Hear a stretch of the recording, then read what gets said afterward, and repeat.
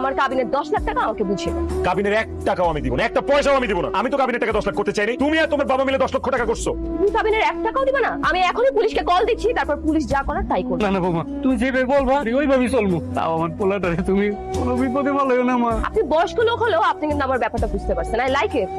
আমার আদর যত্ন যদি কোনো প্রকার কমতি হয় তাহলে তোমাদের সবার কপালে খারাপই আছে। তুমি কি আমাকে বিয়ে করছো আমারে আর আমার বাপ মারে তোমার কাজের লোক হিসেবে বানায় রাখার জন্য? এর জন্যই আমি তোকে বিয়ে করছি। তোর বাড়িতে তুই আর তোর বাবা মা আমার কাজের লোক হয়ে থাকবি।